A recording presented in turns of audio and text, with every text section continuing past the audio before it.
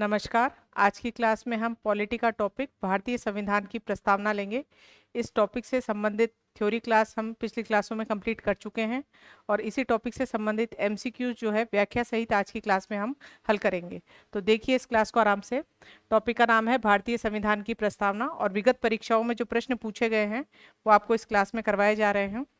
पहला क्वेश्चन इसमें देखिए, पहला है भारतीय संविधान की प्रस्तावना में किस प्रकार की सरकार का उल्लेख किया गया है। आपको जब थ्योरी क्लास पढ़ाई गई थी तो उसमें पूरा प्रस्तावना जो है उसकी पूरी रीडिंग करवाई थी और उसमें आपने देखा था कि किस प्रकार की शासन व्यवस्था जो है भारत के अंदर है, कौन कौन से शब्द लिख रखे हैं। तो यहाँ लिख रखा है कि संघीय सरकार की, संसदीय सरकार की, लोकतांत्रिक सरकार की और चौथा ऑप्शन दे रखा है तानाशाही सरकार की। तो ये जो शुरू के दो गुण हैं, संघीय सरकार भी मिल रही है, संसदीय भी मिल रही है, लेकिन प्रस्तावना में शब्द जो है वो लिखा हुआ है लोकतांत्रिक सरकार। ये शब्द प्रस्तावना में नहीं है और हमें क्वेश्चन किसके अकॉर्डिंग पूछा गया है, प्रस्तावना के अकॉर्डिंग। तो ध्यान रखना है भारतीय संविधान की प्रस्तावना में किस प्रकार की सरकार का उल्लेख है। तो वहां यदि आप देखेंगे तो कई नाम मिलेंगे, लोकतांत्रिक है, गणराज्य है, समाजवादी है, ये शब्द मिलते हैं सरकार के लिए। उसके बाद अगला क्वेश्चन है संप्रभुता का क्या अर्थ है। तो जो प्रस्तावना शुरू होती है, हम भारत के लोग इस संप्रभुत्व संपन्न राज्य को, तो यहाँ ध्यान रखना है ये संप्रभुता जो है इसका अर्थ क्या होता है, सोवरेनिटी का। ये आपको बताया गया था कि हमारा देश जो है बाह्य और आंतरिक दोनों तरीके के स्वतंत्र निर्णय लेने की ताकत रखता है। यानी देश के हिसाब से आंतरिक तौर पे या विदेशी तौर पे जो भी निर्णय लेने हैं उसके लिए भारत स्वतंत्र है, देश अपना स्वतंत्र है, इसकी ताकत रखता है। यही इसकी जो पावर होती है इसे क्या कहते हैं, सोवरेनिटी कहते हैं या बोलते हैं संप्रभुता। अब ये संप्रभुता जो है हमारे देश को किसने दी, तो इसमें ध्यान रखना है प्रस्तावना जब हम पढ़ते हैं तो पहला ही शब्द लिखा आता है कि हम भारत के लोग इस संप्रभुत्व देश को या राष्ट्र को, तो ये संप्रभुता भारत के लोगों ने ही दी है इसे। तो यहाँ लिख रखा है संप्रभुता का अर्थ क्या है। अर्थ पूछा गया है केवल केंद्र सरकार के पास शक्ति होगी। यहाँ लिख रखा है कि भारत किसी बाहरी शक्ति के अधीन नहीं होगा, ये किसी बाहरी शक्ति के अधीन नहीं है, अपने आंतरिक और बाह्य जो निर्णय है वो स्वतंत्र रूप से निर्णय लेने की ताकत रखता है। अगला लिख रखा है भारत में केवल राष्ट्रपति को संप्रभुता प्राप्त होगी या तानाशाही शासन लागू होगा, ऐसा कुछ नहीं है। ये हम अब किसी भी विदेशी सत्ता के या बाहरी सत्ता के अधीन नहीं है, इसका मतलब कैसे हैं, संप्रभु हैं। अगला देखिए, भारत की संविधान की प्रस्तावना में धर्मनिरपेक्ष शब्द का क्या अर्थ है। ये आपको थ्योरी पढ़ाते समय भी बताया था कि धर्मनिरपेक्ष शब्द लिखा हुआ ही नहीं है, फिर भी क्वेश्चन थोड़ा गलत आता है। शब्द लिखा हुआ है पंथ निरपेक्ष और उस पंथ निरपेक्ष से हमने 3 अर्थ निकाले थे। पंथ निरपेक्ष का पहला अर्थ था कि भारत का खुद का कोई राजकीय, हमारे देश का खुद का कोई राजकीय धर्म नहीं है। दूसरा बताया था कि नागरिकों के साथ धर्म के आधार पर भेदभाव नहीं होगा। तीसरा आपको यह अर्थ लगाना है कि सभी जो नागरिक हैं वो, उनको क्या है, धार्मिक स्वतंत्रता है, कोई भी धर्म वो अपना सकते हैं। ये 3 बातें हैं, इसका मतलब हमारा राष्ट्र कैसा है, पंथ निरपेक्ष राज्य है, लेकिन शब्द आपको क्या लिखा हुआ मिल रहा है, धर्मनिरपेक्ष। उसके अकॉर्डिंग क्वेश्चन करना पड़ेगा। तो इसमें लिख रखा है कि इस धर्मनिरपेक्ष शब्द से आप क्या समझ रहे हैं। पहला लिख रखा है कि भारत में केवल हिंदू धर्म मान्य है, तो ये वाला जो स्टेटमेंट है गलत हो गया क्योंकि राजकीय धर्म है ही नहीं। अगला है सरकार का कोई आधिकारिक धर्म नहीं होगा, तो ये बात सही है कि कोई आधिकारिक धर्म नहीं होगा। आगे देखिए, भारत में कोई धार्मिक स्वतंत्रता नहीं होगी, जबकि धार्मिक स्वतंत्रता है। आप मूल अधिकार पढ़ते हैं तो 25 से 28 में आपको अनुच्छेद 25 से 28 के अंदर धार्मिक स्वतंत्रता मिलती है। अगला है सरकार धार्मिक मामलों में हस्तक्षेप करेगी, ऐसा भी नहीं है। तो इसमें कौन सा ऑप्शन सही होगा, ये वाला। इस क्वेश्चन को ऐसे भी दे सकते हैं, ये तीनों ऑप्शन दे दें कि राजकीय धर्म नहीं है, नागरिकों के साथ धर्म के आधार पर भेदभाव नहीं होगा और नागरिकों को धार्मिक स्वतंत्रता है। ये 3 ऑप्शन देके नीचे लिखा सकता है उपरोक्त सभी। अगला क्वेश्चन देखिए, इसमें संविधान की प्रस्तावना में न्याय किन स्तर पर दिया जाता है। तो हमने जब संविधान के उद्देश्य पढ़े थे तो उसमें देखा था कि न्याय है, स्वतंत्रता है, समता है और अखंडता है, ये शब्द दे रखे थे। तो यहाँ पे और बंधुत्व दे रखा था। तो न्याय जो है 3 प्रकार का न्याय था, राजनीतिक, आर्थिक और सामाजिक। इसके लिए एक ट्रिक से भी याद किया था, सामाजिक, आर्थिक और राजनीतिक सार। तो ये रहा सामाजिक, आर्थिक और राजनीतिक।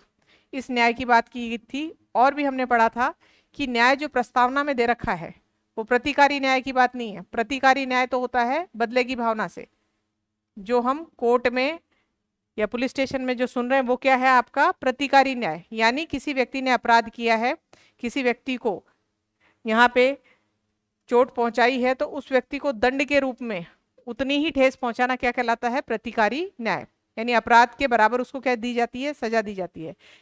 प्रस्तावना में जो न्याय दिया है वो इस न्याय की बात नहीं की गई है, वो बात की गई है वितरण मूलक न्याय की। वितरण मूलक न्याय का मतलब है जो हमारे सामाजिक, आर्थिक और राजनीतिक स्तर पे जितने भी संसाधन हैं उनका नागरिकों के बीच न्यायपूर्वक वितरण होना चाहिए, कोई भी भेदभाव नहीं होना चाहिए। ये वितरण मूलक न्याय की बात कहाँ की गई है, प्रस्तावना में। और न्याय के लिए 3 शब्द लिख रखे हैं, कौन कौन सा, सामाजिक, आर्थिक और राजनीतिक स्तर पे न्याय होना चाहिए। उसके बाद अगला देखिए, संविधान की प्रस्तावना के अनुसार समानता का क्या अर्थ है। समानता, वैसे शब्द जो समता लिखा हुआ है संविधान में, समता शब्द, और उसमें लिखा है अवसर और प्रतिष्ठा की समता है। सटीक क्वेश्चन ये बनता है आपका, किसकी, अवसर और प्रतिष्ठा की समता है। और ये आपको समझाया भी था कि आप किसी कंपटीशन एग्जाम में बैठ रहे हो तो जो बराबर क्वालिफाई किए हुए हैं एग्जाम, उनको बराबर अवसर है, सबको बराबर चांसेस हैं, और यदि पोस्ट मिल जाती है तो सेम पोस्ट पे रहते हुए बराबर प्रतिष्ठा जो है वो मिलती है। तो इसका मतलब समता किसकी है, अवसर और प्रतिष्ठा की। तो शब्द के हिसाब से तो क्वेश्चन बनता है। बाकी ये क्वेश्चन दे रखा है आपको, सभी लोगों को समान आर्थिक स्थिति प्राप्त होगी, सभी नागरिकों को कानून के समक्ष समान अधिकार हैं, सभी नागरिकों को समान रूप से संपत्ति दी जाएगी, और कोई भी नागरिक शिक्षा ग्रहण नहीं कर सकता। तो यहाँ पे जो प्रस्तावना है उसमें कोई संपत्ति की बात नहीं हो रही, कोई शिक्षा की बात नहीं हो रही, आर्थिक स्थिति की बात नहीं है। कहाँ कि सभी नागरिकों को कानून के समक्ष जो है समान अधिकार प्राप्त होंगे। समानता का मतलब ये होता है। अगला देखिए इसमें, जबकि सटीक क्वेश्चन यदि प्रस्तावना के हिसाब से बने तो आपका आएगा अवसर और प्रतिष्ठा की समानता। ये क्वेश्चन मूल अधिकार के हिसाब से बन रहा है। मूल अधिकार में आप अनुच्छेद 14-15 पढ़ोगे, वहां पता चलेगा आपको कि कानून के समक्ष जो है समान अधिकार प्राप्त होंगे। उसके बाद है भारतीय संविधान की प्रस्तावना की भाषा कैसी है। हमने प्रस्तावना पढ़ी, पूरा पैराग्राफ पढ़ा, उसमें कोई भी ऐसा शब्द नहीं था जो हमें समझ में नहीं आए। कुछ शाब्दिक अर्थ थे जैसे गणतंत्र, लोकतंत्र, इनको अलग अलग हमने पढ़ा है। तो तकनीकी और कानूनी है, तो ऐसा कुछ नहीं है कि आम आदमी इसकी भाषा नहीं समझ सके और कानूनी कोई जो कानून का जानकार है वही समझ सके। अगला दे रखा है सरल और गैर तकनीकी है, तो ये ऑप्शन इसका सही है। धार्मिक ग्रंथों पर आधारित, तो धर्म के आधार पे इसकी भाषा नहीं थी, क्योंकि हमारा जो राष्ट्र है वो एक क्या है, पंथ निरपेक्ष राज्य है, और पंथ निरपेक्ष किसी भी धर्म की तरफ झुकाव नहीं करता अपना। पूरी तरह से संस्कृत में लिखी है, हमने इसको हिंदी में पढ़ा है। अब अगला क्वेश्चन आप देखिए, भारतीय संविधान की प्रस्तावना को संविधान की कुंजी किसने कहा। संविधान की कुंजी है, संविधान की कुंडली जो है, भारतीय प्रस्तावना को किसने कहा है, के.एम. मुंशी ने। इसमें आपको क्लास में भी बताया गया था कि यदि संविधान की व्याख्या करनी है, यानी संविधान में कहीं भाषा अस्पष्ट लग रही है या संदिग्ध है, तो उसकी व्याख्या करते समय हम किसके प्रकाश में, प्रस्तावना के प्रकाश में देख सकते हैं। यानी प्रस्तावना संविधान की क्या है, कुंजी, संविधान की व्याख्या करने में सहायक है। संविधान की व्याख्या या निर्वचन का काम जो होता है वो किसका है, सुप्रीम कोर्ट का। उसके बाद अगला क्वेश्चन देखिए, गणराज्य यानी रिपब्लिक शब्द का क्या अर्थ है। गणराज्य पढ़ते समय आपको बताया था, गणतंत्र या गणराज्य शब्द जब भी पढ़े तो इसको हमेशा किसका विपरीत करें, राजतंत्र का। राजतंत्र और गणतंत्र, गण यानी लोग, यानी लोगों का तंत्र। यहाँ एक लोकतंत्र अलग है। लोकतंत्र शब्द का अर्थ है लोगों द्वारा या जनता द्वारा, और जनता के लिए जो सरकार बनाई जाती है वो कौन सा है, लोकतंत्र। लेकिन इन शब्द को आप देखें, राजतंत्र का मतलब जैसे कि राजा है, और राजा का जो पद है वो वंशानुगत है। वंशानुगत यानी राजा यदि पद को छोड़ रहा है, मृत्यु हो रही है, तो उसके बाद जो अगला राजा होगा वो राजा के परिवार में से ही होगा, या तो उसका पुत्र या उसका छोटा भाई, तो उनके जो हैं वो परिवार में से ही होंगे। ये तो है आपका राजतंत्र, यानी वंशानुगत होता है पद। इस पद का चुनाव नहीं होता है, निर्वाचन नहीं होता, आम आदमी इस पद पे प्रजा में से कोई भी नहीं आ सकता है।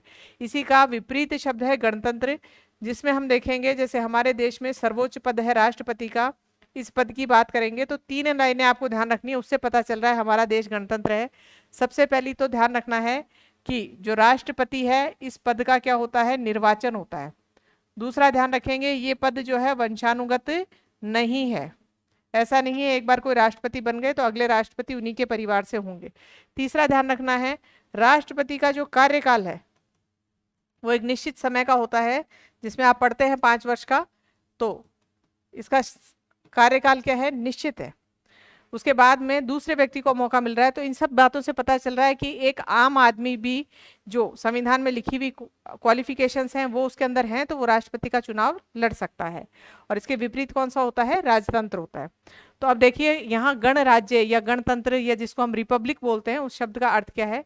पहला लिखा है देश का प्रमुख व्यक्ति जनता द्वारा निर्वाचित होता है, ये सही बात है। दूसरा है देश का प्रमुख व्यक्ति वंशानुगत होता है। प्रमुख व्यक्ति यानी सबसे जो ऊंचा पद है वंशानुगत होता है, तो वंशानुगत तो कहाँ होता है, राजतंत्र में। देश का प्रमुख व्यक्ति सैन्य बल से शासन करेगा, तो सैन्य बल से कोई व्यक्ति इसका शासन करेगा ऐसा। दूसरा, देश का प्रमुख व्यक्ति धर्मगुरु होगा। तो ये सारी बात तो तानाशाही या राजतंत्र की आ रही हैं। यहाँ बात करते हैं गणतंत्र की। तो गणतंत्र में क्या बताया गया कि सबसे जो ऊपर वाली पोस्ट है उसका निर्वाचन होता है, वो वंशानुगत पद नहीं है और उसका कार्यकाल भी क्या है, फिक्स है।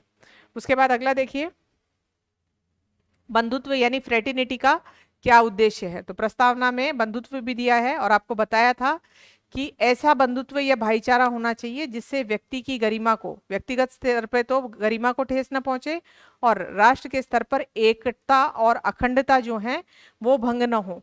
ये चीजें सुनिश्चित करनी है, ऐसा भाईचारा होना चाहिए। अब यहाँ पे जो आपसे पूछा जा रहा है कि इसका उद्देश्य क्या है, तो लोगों के बीच केवल आर्थिक समानता रखना, ऐसा कोई उद्देश्य नहीं है। लोगों के बीच नफरत और भेदभाव बढ़ाना, ये फिर विपरीत है। समाज में प्रेम, सद्भाव, एकता बनाए रखना, तो ये बताया था राष्ट्र के स्तर पर एकता और अखंडता बनाए रखना, और व्यक्तिगत स्तर पे पूछा जाए तो गरिमा बनाए रखना। ये शब्द आपको याद रखने हैं, कीवर्ड से क्वेश्चन आते हैं यदि अच्छे क्वेश्चंस बनते हैं तो। इसीलिए प्रस्तावना की रीडिंग बहुत अच्छे से करके जानी है। संविधान की प्रस्तावना के कौन से शब्द न्यायपालिका द्वारा लागू नहीं किए जा सकते। तो वैसे तो हमने पढ़ा था कि प्रस्तावना जो है वो पूरी क्या है, अप्रवर्तनीय है, क्योंकि उसके बारे में लिखा हुआ ही नहीं है प्रवर्तनीय। तो क्या है, अप्रवर्तनीय, यानी उसमें जो भी लिखा है वो लागू कराने के लिए बाध्य नहीं है। लेकिन ये शब्द जो हैं ये आपको आगे संविधान में भी मिलेंगे और इनको न्यायपालिका द्वारा लागू किया जाता है। तो न्यायपालिका द्वारा जैसे पहला लिख रखा है न्याय और स्वतंत्रता, तो स्वतंत्रता नागरिकों की सुनिश्चित कराई जाती है। न्याय का मतलब है वितरण मूलक न्याय, तो इसमें ध्यान रखना है सामाजिक, आर्थिक और राजनीतिक स्तर पर जो है न्यायपूर्वक वितरण किया जाता है राजनीतिक पदों का, फिर सामाजिक प्रतिष्ठा का, और आर्थिक स्तर पे देखा था तो हमने आर्थिक संसाधनों का। समाजवाद, समाजवाद बताया था जिसमें निजी क्षेत्र के साथ साथ जो है सरकारी नियंत्रण भी होता है। धर्मनिरपेक्ष की बात, यानी पंथ निरपेक्ष, कोई राजकीय धर्म नहीं होगा, नागरिकों के साथ धर्म पे आधार पे भेदभाव नहीं होगा, नागरिकों को धार्मिक स्वतंत्रता है। ये सारी चीजें न्यायपालिका हमें जो है सुनिश्चित कराती है। स्वतंत्रता भी सुनिश्चित कराती है। गणराज्य जो है ये भी, गणराज्य का मतलब राष्ट्रपति का समय पर चुनाव करवाना, और ये सारी चीजें आपकी न्यायपालिका द्वारा सुनिश्चित है। लेकिन इनकी बात करें अखंडता और बंधुत्व, ये मानसिक स्तर पर ये भावनात्मक हैं, तो ये व्यक्तियों में जो है भावनात्मक रूप से उपलब्ध है, इसके लिए आपको न्यायपालिका सुनिश्चित नहीं कराएगी, न्यायपालिका द्वारा ये लागू नहीं किए जा सकते। कौन से, अखंडता और बंधुत्व यानी भाईचारे की भावना। उसके बाद है भारतीय संविधान की प्रस्तावना का पहला शब्द क्या है। अब ये आपने पैराग्राफ पढ़ रखा था, बिल्कुल स्टार्टिंग में क्या लिखा था, हम भारत के लोग। तो यहाँ पे आपका ऑप्शन कौन सा आएगा, हम भारत के लोग इस संप्रभु राष्ट्र को। तो वहां से उसी लाइन में अगला क्वेश्चन बन रहा था कि हमारे देश को संप्रभु जो है, संप्रभुता का स्रोत ये किसने बनाया है संप्रभु, तो वो है भारत के लोग। और यहाँ से पता चलता है कि भारत के लोग या भारत की जनता है वो क्या है, सर्वोच्च है। उसके बाद आगे देखिए, लास्ट में फिर इसी पैराग्राफ में बोल देते हैं कि हम हमें इस संविधान को क्या करते हैं, आत्मर्पित करते हैं। अगला है, किस केस में सुप्रीम कोर्ट ने कहा कि प्रस्तावना जो है संविधान का अभिन्न अंग है। तो इसमें ध्यान रखना है, एक केस तो आया था आपका बेरुबारीवाद।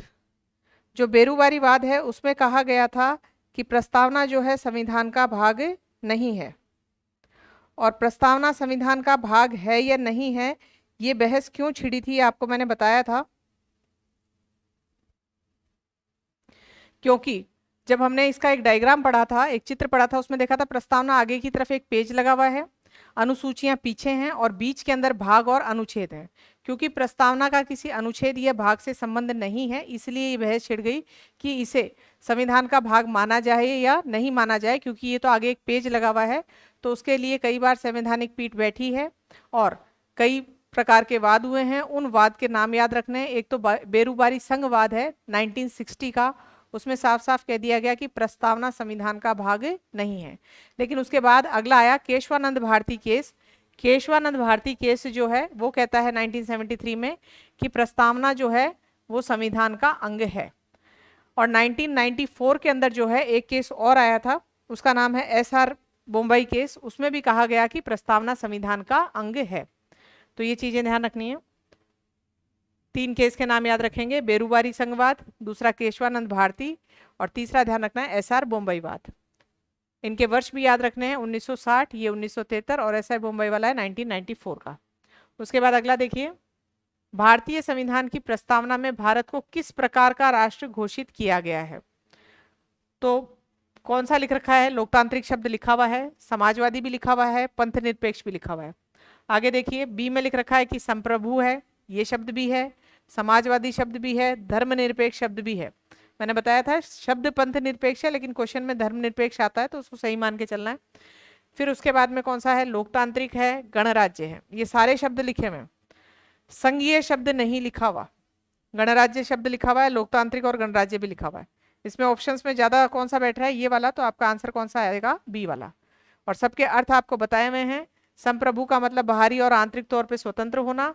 समाजवादी का बताया था कि निजी उद्यमशीलता के साथ सरकारी नियंत्रण होना, यानी प्राइवेट सेक्टर और गवर्नमेंट रेगुलेशन दोनों साथ में है। धर्मनिरपेक्ष बताया था, राजकीय धर्म नहीं होना, नागरिकों से भेदभाव नहीं करना धर्म के आधार पे। लोकतंत्र का मतलब है जनता द्वारा जनता के लिए जो सरकार चुनी जा रही है वो लोकतंत्र है। और गणराज्य का मतलब था कि वो जो सबसे ऊंची पोस्ट है राष्ट्रपति वाली, वो वंशानुगत नहीं है, उसका क्या होता है, चुनाव होता है और उस पद का कार्यकाल जो है वो निश्चित होता है। उसके बाद अगला देखिए, इसमें हम भारत के लोग, we the people of India शब्द का क्या तात्पर्य है। तो इसमें लिख रखा है कि भारत सरकार, तो भारत सरकार नहीं है इसका। संविधान निर्माताओं की शक्ति, ऐसा भी नहीं है। अगला है राष्ट्रपति की शक्ति, एक दे रखा है भारतीय जनता की सर्वोच्चता। तो यहाँ रखना है, यहाँ भारतीय जनता, क्योंकि ये संविधान लागू किस पे होगा, और भारत की जनता पे। और भारत की जनता ही इस पैराग्राफ में लिख रखा है अपने आप को, इस संविधान को क्या करती है, आत्मर्पित करती है। तो इसमें ध्यान रखना है, ये भारतीय जनता की सर्वोच्चता बता रहा है कि जनता इतनी सर्वोच्च है जो हमारे देश को क्या बना रही है, संप्रभु बना रही है। और यही भारत की ही जनता है जो संविधान का स्रोत है, क्योंकि संविधान जो निर्माता थे संविधान सभा के अंदर, वो भारत की ही जनता के प्रतिनिधि थे। अगला देखिए, इसमें संविधान की प्रस्तावना में न्याय कितने प्रकार का है। तो हमने पढ़ा था न्याय के लिए ये ट्रिक याद रखनी है, SAR यानी सामाजिक, ये वाला था आर्थिक और ये था राजनीतिक। 3 प्रकार के न्याय की बात की जाती है, सामाजिक, आर्थिक और राजनीतिक। तो यहाँ पे संख्या कितनी आ गई, 3। और बताया था ये न्याय कौन सा है, वितरण मूलक न्याय है। अगला है प्रस्तावना में स्वतंत्रता, किन बातों की स्वतंत्रता है। तो हमने डिटेल से पूरा पढ़ा था कि स्वतंत्रता के लिए भी शब्द कितने लिख रखे हैं, 5 शब्द लिख रखे हैं कि आपको विचार की स्वतंत्रता है, अभिव्यक्ति की स्वतंत्रता है, फिर क्या विश्वास रखते हो उसकी स्वतंत्रता है, उपासना की है, यहाँ आस्था लिखा हुआ है, प्रस्तावना में शब्द लिखा हुआ है धर्म की, आप कौन सा धर्म मान रहे हो, आस्था है जो भी है, उन सब की आपको क्या है, स्वतंत्रता है। तो उपयुक्त सभी, यहाँ पे सभी प्रकार की, यानी कुल स्वतंत्रताएं कितनी है, 5 लिख रखी है प्रस्तावना में। और न्याय की बात करें तो कितने प्रकार के न्याय हैं, 3 प्रकार के। ये शब्द याद रखने पड़ेंगे, एग्जाम में कंफ्यूज कर देते हैं, क्योंकि एग्जाम में क्वेश्चन ऐसा है प्रस्तावना में किस प्रकार के न्याय की बात हो रखी है। तो पहला दिया सामाजिक, दूसरा आर्थिक, तीसरा दे रखा है राजनीतिक, चौथा क्या लिखा सकता है, उपरोक्त सभी। ऐसे ही सेम क्वेश्चन आपका ये बना ही रखा है कि कितने प्रकार की स्वतंत्रताएं दे रखी हैं, 5 प्रकार की। अगला देखिए, संविधान की प्रस्तावना में बंधुता से क्या तात्पर्य है। तो बंधुता आपको बताया था भाईचारे की भावना, और ये किस स्तर पे होनी चाहिए, दोनों स्तर पे, व्यक्तिगत और राष्ट्र के स्तर पे। व्यक्तिगत स्तर पे तो भाईचारे की भावना ऐसी होनी चाहिए कि व्यक्ति की गरिमा को ठेस न पहुंचे, और राष्ट्र के स्तर पे ऐसी होनी चाहिए कि राष्ट्र की एकता और अखंडता बनी रहे। तो यहाँ पे देखिए लिख रखा है भाईचारा और एकता, तो फर्स्ट ऑप्शन है। आर्थिक सहयोग, समानता, ये भाईचारा नहीं है। अगला देखिए, समाजवादी शब्द जो है संविधान में कब जोड़ा गया? तो ध्यान रखना है, प्रस्तावना को संविधान का अभिन्न अंग माना गया है और ये अंग 1973 में, अभी पढ़ा था हमने, केशवानंद भारती केस में माना गया कि प्रस्तावना संविधान का ही अंग है। तो जब संविधान में संशोधन हो सकता है, संविधान में कुछ भी चेंजेस करने होते हैं, तो अनुच्छेद होता है 368 और 368 के तहत संसद के पास शक्ति होती है। संसद यानी लोकसभा, राज्यसभा प्लस कौन है, राष्ट्रपति, इनके पास शक्ति होती है कि ये संविधान में क्या कर सकते हैं, संशोधन कर सकते हैं। तो संसद जो है संशोधन कर सकती है और पूरे संविधान में कर सकती है, तो प्रस्तावना में भी कर सकती है, क्योंकि प्रस्तावना संविधान का ही भाग है। प्रस्तावना में इसीलिए 76 में संशोधन हुआ, 42वां संविधान संशोधन था। ये सबसे बड़ा संविधान संशोधन है, जिसे मिनी कॉन्स्टिट्यूशन भी हम कहते हैं। इसके अंतर्गत प्रस्तावना में 3 शब्द जोड़े गए, आपस फिर ट्रिक से याद कर रहे हैं, आ से बनाइए अखंडता, और फिर उसके बाद में प से बनेगा पंथ निरपेक्ष शब्द जोड़ा गया, और स से बना समाजवाद। ये 3 शब्द एक साथ ही जोड़े गए हैं। तो प्रस्तावना में अभी तक एक ही बार संशोधन हुआ है। कौन कौन से 3 शब्द? अखंडता, पंथ निरपेक्ष और समाजवाद। एग्जाम में कंफ्यूज हो जाते हैं, इसलिए छोटी छोटी ट्रिक याद रखनी है। 3 शब्द रह जाएंगे याद कि 3 जोड़े थे, ये याद नहीं रहता कौन से थे, तो क्या याद रख लिया? आपस, अखंडता, पंथ निरपेक्ष और कौन सा है? समाजवाद। अगला देखिए, संविधान की प्रस्तावना में गणराज्य शब्द का क्या अर्थ है? तो ये अभी पढ़ा था, क्वेश्चन थोड़ा अलग टाइप से है। क्या दे रखा है? राज्य का शासन राजा के हाथ में होगा। तो गणतंत्र किसका विपरीत है? राजतंत्र का। तो ये तो राजतंत्र की बात है। अगला है, राज्य का प्रमुख जनता द्वारा क्या होता है? चुना जाता है। ये बात किसके अंतर्गत आती है? गणराज्य या गणतंत्र। कोई भी राजतंत्र नहीं हो, केवल राष्ट्रपति ही प्रमुख हो। तो ये सारी चीजें नहीं, यहाँ ध्यान रखना है, ये निर्वाचन होता है। और भी 2 लाइनें बताई थी, वो यहाँ लिखी आ सकती हैं। प्रस्तावना संविधान का कौन सा भाग है? तो हमने पूरा चित्र से पढ़ा था, आपको बताया था कि आगे की तरफ जो पेज लगा है वो तो है प्रस्तावना, बीच में जो सब्जेक्ट मैटर है पूरा, उसके अंदर आ रहे हैं भाग, और भाग में क्या थे? अनुच्छेद। अनुच्छेद के अंदर खंड और उपखंड थे। पीछे की तरफ क्या लगी हुई हैं? अनुसूचियां। अब आपसे पूछा जाए कि प्रस्तावना किस अनुच्छेद में है, किस भाग में है, तो भाग या अनुच्छेद से कोई लेना देना नहीं है। आगे की तरफ एक पेज लगा रखा है, तो इसमें लिख रखा है कि भाग 1 में है, भाग 4 में है। अनुसूची है तो अनुसूची तो पूरी पीछे है, और भाग 1 और 4 यहाँ रह गए, ये आगे की तरफ है। तो ये क्या, एक तरीके से भूमिका है, संविधान की भूमिका, यानी आगे की तरफ जो मूल विचारधारा है या पूरे संविधान का सार है वो यहाँ लिख रखा है। अगला क्वेश्चन देखिए क्या है, प्रस्तावना को क्या कहा गया है? तो ये जो शब्द है संविधान की आत्मा, ये प्रस्तावना को भी कहा गया है। और जब हम मूल अधिकार पढ़ेंगे तो अनुच्छेद 32 जो है संवैधानिक उपचारों का अधिकार, वो भी क्या है? संविधान की आत्मा कहलाता है। तो इनको भी, इसको भी कहा गया है प्रस्तावना को, और किसको कहा गया है? अनुच्छेद 32 को। तो ये आपके प्रस्तावना से संबंधित जो इम्पोर्टेंट एमसीक्यूज हैं, जो पिछली परीक्षाओं में पूछे गए हैं, वो बता दिए गए हैं। थ्योरी क्लास इससे पहले हमने ले ली है। इसी तरीके से आपकी क्लासें जो हैं, इसमें पहले थ्योरी क्लास, फिर उसके बाद एमसीक्यूज आपको साथ साथ करवाए जाएंगे। धन्यवाद।